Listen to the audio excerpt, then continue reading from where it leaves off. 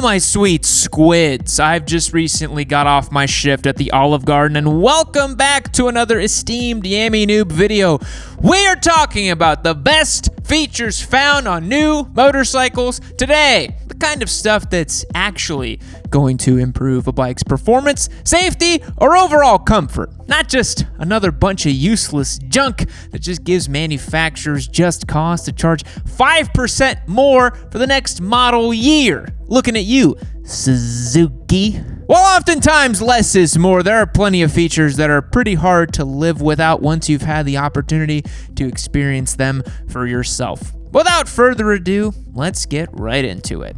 Way back in the day, electronic cruise control on a motorcycle was a very foreign concept. Motorcycles were analog, carbureted, and reliant on simple mechanical components instead of techno gizmos and gadgets. Then, in 2004, Elon Musk invented the computer and an entirely new world was bestowed upon the motorcycle industry. Thanks to fuel injection and electronically controlled throttles, more and more motorcycles are coming equipped with cruise control that can be activated with just the pause and press of a button. I'm sure some form of mechanical cruise control has existed for a long time as people have been riding motorcycles long distance, but it was probably some slapdash contraption made of rubber bands, chewing gum, and paper clips that was all rigged together to keep the throttle held open during long stretches of the open road. Oh, brother, one time I was on the open road. Me and Jimmy are on the open road, brother, and one time me and him got together and, our cruise controls did touch, but it was okay. It was just between me and God. But modern cruise control is actually safe, convenient, and super easy to use. I can't say the same about me and Jimmy's relationship. None of that was safe, and honestly, it wasn't consensual a lot of the time.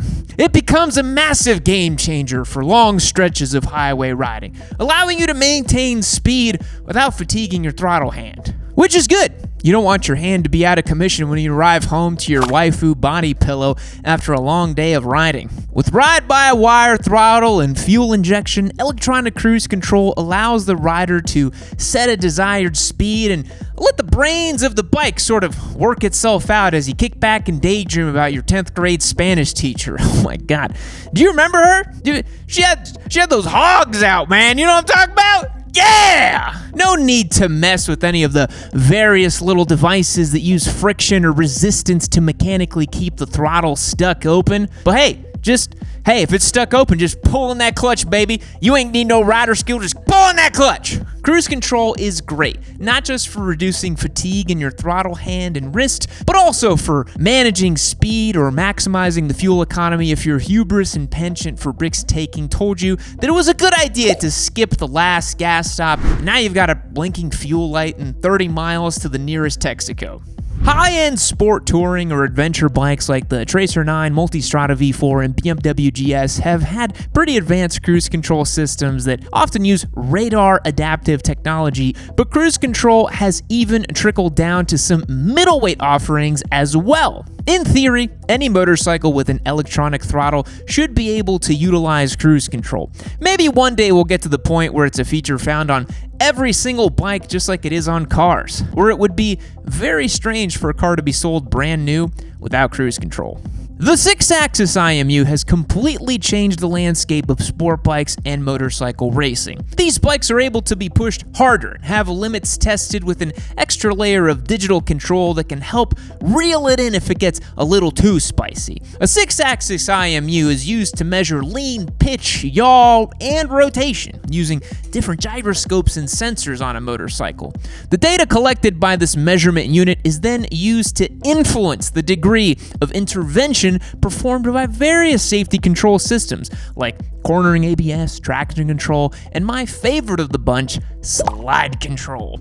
Slide control is like traction control's smarter and better looking older brother. The one that steals your girlfriend because he drives a Trans Am and caught the game-winning touchdown in the state championship game on his senior year. While TC reduces wheel spin in a straight line, slide control controls how much the rear is stepping out during heavy lean. This essentially keeps the rear wheel in check and prevents you from spinning out into a low side.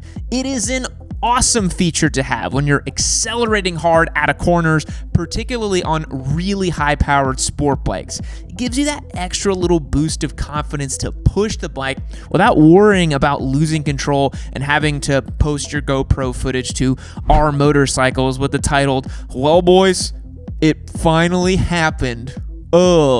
Guys, is it just me, or is this bike just super good looking? That's what you Redditors sound like. You'll find slide control on bikes like the Panigale V4, the R1M, and the KTM Super Duke. Essentially, if a bike has an IMU and race mode, it's probably got slide control baked in. Let me tell you, nothing feels better than when you have a high horsepower motorcycle on track, you whack the throttle wide open at lean, and the thing just lets you step out and you glide out from the apex and you just feel like a superhero. And you get back into the pits and you realize that you don't really know how to ride. You can just kind of manage this leader bike at pace and it just lets you do everything. It's a good feeling. It's like a little pat on the back. Heated grips are such an underrated quality of life feature that's always a welcome addition to any motorcycle. Well, okay, maybe it's not underrated per se. I guess I've never heard someone speak poorly of heated grips, but maybe it's not as lauded as some of the sexier motorcycle features. We always hear about these sport bike chads talking about aero and telemetry and things like that. Look, you're fast or you want to be fast, I get it, but sometimes a guy just wants to have some nice and toasty digits while he rides, because despite what the northern riders might say as they talk about how they commute year-round on a motorcycle up in Fargo, North Dakota, it gets pretty chilly down here in Austin too. Sometimes I have to ride when the temperature dips down below 70 degrees. I can't just take a day off from riding and filming because it gets cold out, you know. The content machine needs to eat. I have to feed it with daily uploads. Look, heated grips don't need too much explanation. I think even GSXR riders can wrap their minds around the subtle intricacies of heated grips. They're grips that are heated, usually with different levels of heat available to the rider. Riding in colder temperatures can start to feel like you're holding on to two popsicles after a while. Considering that you use your hands to control multiple functions of the bike, think your throttle, your brake, your clutch, and literally the handling of your bike, it's pretty valuable to retain dexterity and comfort while you ride. Heated grips usually come from the factory on some bikes like adventure or touring category motorcycles like the Honda Goldwing, Africa Twin, or Triumph Tiger, but aftermarket options are a dime a dozen, and it's a feature you'll never regret paying for. If we're talking about motorcycle features that make our lives easier, we can't not mention the sponsor of today's video, Rockform. I've been rocking with Rockform for many years now, and you'll always find one of their mounts on my bikes. Just when I think using a Rockform handlebar mount can't get any better, they went and dropped their new wireless charging head. This little guy fits onto any existing Rockform handlebar mount, and when plugged into a USB power, will wirelessly charge your phone anytime it's mounted to your handlebar.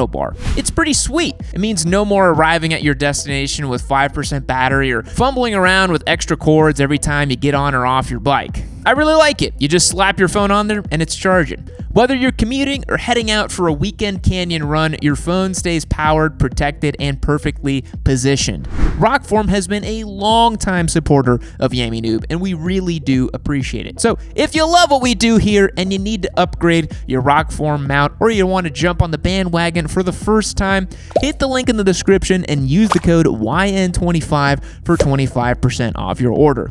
Thanks to Rockform for sponsoring today's video. Now let's get back into it, baby. Electronically adjustable suspension is expensive. I don't know about you, but if I were to pay top dollar for a flagship motorcycle, I'd be more eager to contend with the hefty price tag in exchange for something like electronic suspension, as opposed to, say, carbon fiber front fairing or something like that. The ability to fine-tune the suspension settings on a TFT dash from the comfort of the saddle is a far better value proposition than other fast boy farkles. With electronically adjustable suspension, you can adjust suspension settings like compression and rebound damping with the push of a button.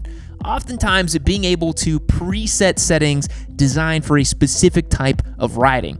You don't need a bunch of tools or a whole weekend dedicated to trial and error to get your bike dialed in. Even better, you don't need to crawl 10 miles on your hands and knees to the top of a mountain where a sage suspension guru will absolve you of all your suspension sins at the end of your pilgrimage. Some bikes come with semi-active suspension that automatically makes adjustments on the fly in real time based on road conditions. Electronic suspension is really clutch if you have just one bike that you can easily switch between a softer, plush ride for your commute and then dial it into a firmer, sportier setting for your weekend fun in the twisties. This feature is becoming more and more common on really high-end motorcycles like the BMW S1000 XR, Kawasaki H2 SX, or the Ducati Street Fighter V4S. The last time I sampled one of these systems actually was on a Ducati Street Fighter V4S. I took it out on track, I pushed a button, it felt amazing. I put it back on street, I pushed a button, and it felt amazing. It was really nice. ABS is great. In the moments when you need it, it does wonders to stop you from locking up your wheels under heavy braking. It's really nice to have. But sometimes, like if you're riding off-road or you're trying to back it into a turn like a MotoGP legend, or you're just skidding around in a parking lot like a moron, you need to lock up your rear wheel. For this reason, switchable rear wheel ABS is great. No one wants to have to pull the ABS fuse just to be able to let your hair down a little bit. With switchable ABS, which allows you to deactivate the rear wheel ABS only, which allows you to achieve some feats of hooliganism while keeping the front ABS active in case of emergency. That way, you really get the best of both worlds. Rarely, if ever, would locking up your front wheel ever result in anything fun or cool happening, but the rear wheel is an entirely different story. You often find this feature on dual sport or adventure bikes where deactivating rear wheel ABS isn't just fun, but oftentimes necessary, like when tackling a steep decline on a gravel trail where having the ability to lock the rear wheel allows you for a much more controlled descent. You really want the ability to be able to lock that in yourself, not leave it up to the computer and then just have it completely careen off the road, or lack thereof rather. Quickshifters are incredibly common now. Everything from parallel twin-powered adventure bikes to flagship superbikes are coming with quickshifters. And if they're not equipped from the factory, nearly every manufacturer will happily sell you one as an added option. But their popularity is for good reason. Sort of like riding a motorcycle with cruise control, once you have experienced the fun and convenience of a quickshifter, it's kinda hard to go back. A quickshifter lets you shift up through the gears without pulling in the clutch or rolling off the throttle. It uses a sensor in the shift rod that detects engagement, then momentarily cuts power to the engine to allow you to slip up into the next gear seamlessly. At one time, in the not-so-distant past, this technology was actually exclusive to racing applications only, where clutchless upshifts allowed riders to save a little bit of time shifting gears while keeping the throttle pinned wide open. Nowadays, they're utilized by all types of riders, beyond chasing tenths on the track. A quickshifter is just fun and exhilarating to use. Plus, you have the added convenience that comes with eliminating the use of the clutch, saving a lot of time and effort. A lot of the time, autoblippers are even more fun.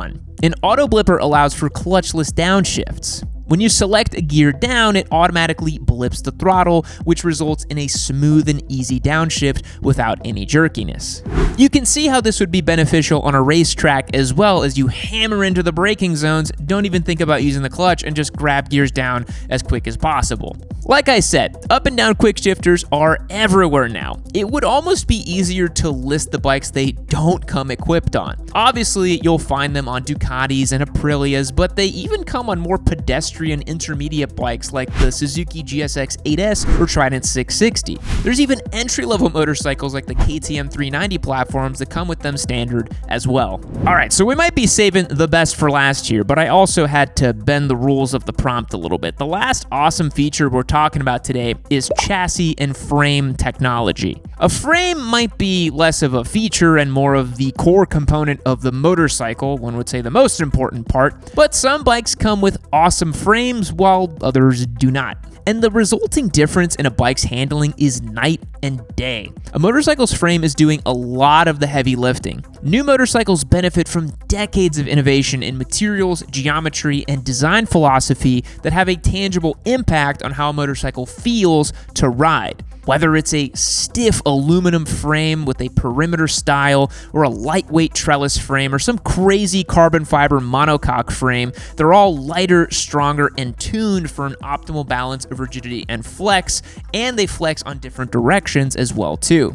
Advanced chassis design translates directly into better handling, stability, and rider feedback. A very well-engineered frame makes the bike feel planted in corners, compliant over bumps, and razor-sharp when flicking it from side to side. Take the R9, for example. It has a gravity-cast aluminum frame, the lightest Yamaha has ever made, as well as 50-50 weight distribution, which results in an incredibly sporty riding experience. What? You thought I'd go the whole video without mentioning the R9? Come on, it's the giveaway bike. Click the link down below. It's got cruise control too, and a 6-axis IMU, and a Quickshifter, and yeah, giveaway bike. Click that link. But anyway, a motorcycle's frame is the unsung hero. People always want to know about horsepower specs and top speed and Öhlins in the front, but more often than not, the motorcycle's frame and geometry is doing much of the hard work when it's being pushed to its limits. If you've ever ridden an older bike versus a newer bike, it couldn't be more obvious how much more willing and compliant they are thanks to all the design and engineering advancements that have been made. Thank you everyone for making it to the end of the video. You are one of the S-tier Yami enjoyers. You're obviously not a Z900 fan if you've made it to the end, right? Because that would be a D-tier Yami enjoyer. The best of the best you are, top notch. What features can you not live without? As always, let me know down in the comments below. It is great to get feedback and get a feel for what the whole wide world of motorcyclists think about these topics. Thanks again for watching today's video. I will catch you in the next one. Fact: in 1978, a man in Los Angeles was fined for attaching 45 helium weather balloons to a lawn chair and flying up to 16,000 feet, eventually drifting into controlled airspace. Goodbye. And I'm still here. I kind of look like the ghost of Ozzy Osbourne, so if you could go ahead and do me a favor and just click on this next link. I probably won't look like this. This is like a new thing we're trying, but you know, you let me know. Maybe I look cool in this one too. I don't know. Click the link.